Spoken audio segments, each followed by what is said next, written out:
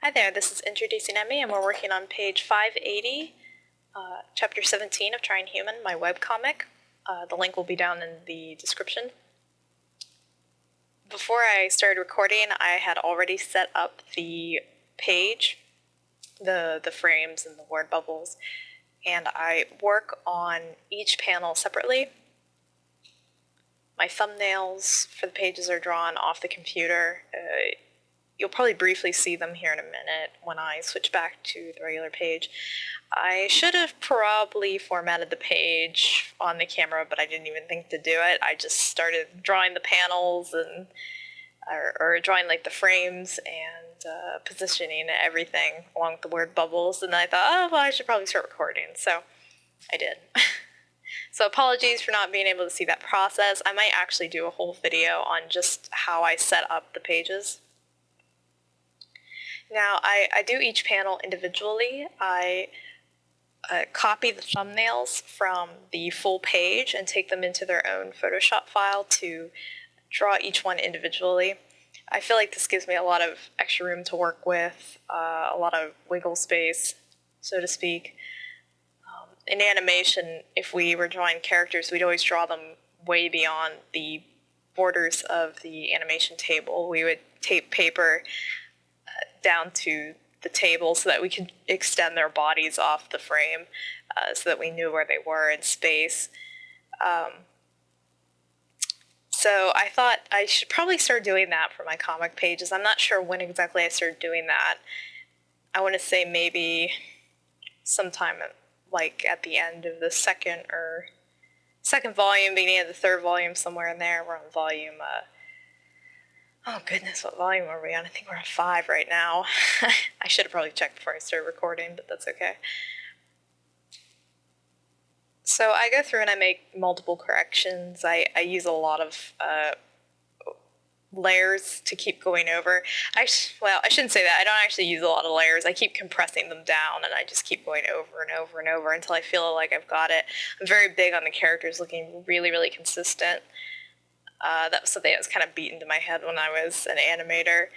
So I probably spend a little more time than the average comic book illustrator just working on the faces to make sure the expressions really feel like something that character would do, or at least look like they're on the right head. So in this panel, Phyllis is leaning over to my character Walter here, and she's saying that the doctor is talking about the alien as though the alien were an animal. That's why she looks so grumpy. I'm assuming most the folks who are watching this video, at least in the early days, are readers of Trying Human, or at least are aware of it, that I do it. So if you're watching this in the future, then you probably might not know what it is. Or maybe you do. Oh, I'm so popular. No, I'm not that popular. But anyway.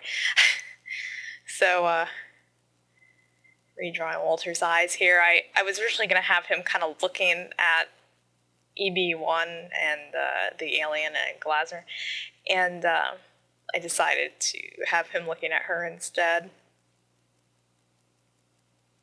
Just, I don't know, he kind of has like an apathetic look at her, like, you gotta let this alien thing go. I'll say right now, I spent a lot of time fiddling around with Walter's head. I just felt like I couldn't get it for some reason. Like, he never looked correct to me. Eventually I ended up opening another page to reference his face just to make sure I was getting it, because I don't know, he just didn't feel correct. You can see I'm going over him again now. So yeah, now I'm frustrated. Now I'm getting another page so that I know for sure that I'm getting him at least approximate.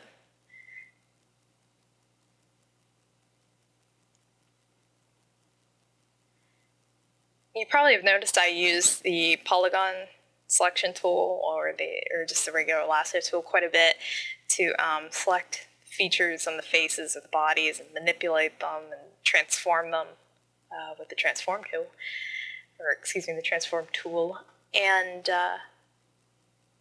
it's one of the good things about working digitally is you can make changes very quickly. A page like this, Would probably take me quite a while if I had to do it by hand, or do it traditionally, I should say. I'm doing it by hand, just not with a pencil.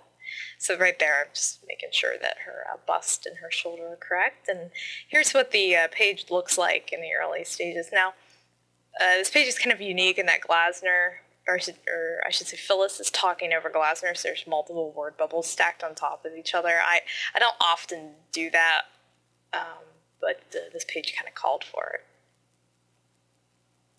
So now I'm working on a new panel. I only got to do 2 panels this round. The next 2 will be coming. There's like 4 panels on this page. So Glasner and EB1 are in the background, but they are shouting to the foreground. So what I will probably do is when I color this, there you can see I'm making sure the background looks good. When I color this, I'll probably fade them into the background. Now this is Google SketchUp, which is a 3D modeling program, and I will model some of my more complicated sets in it to make sure that I'm getting objects to the correct angle. And I was actually pretty close. You can see there I got the table and the screen that Phyllis is standing behind pretty close. I'm fading the wheelchair and some of the background pieces a little bit to give them a perspective. What's the word I'm looking for? I always think fog of war, which is a video game term, but that's not what I'm looking for. Fog of perspective.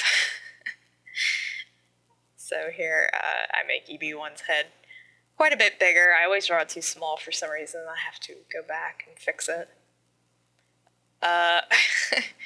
Right away I noticed that Glasner looked like he was humping EB1, especially with those motion lines.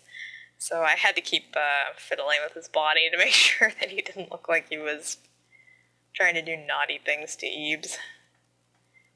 Also, that face perspective, the kind of, was that 3/4 behind perspective where they're sort of turned away from you, I love that perspective and I draw it a lot. All right, see you next time.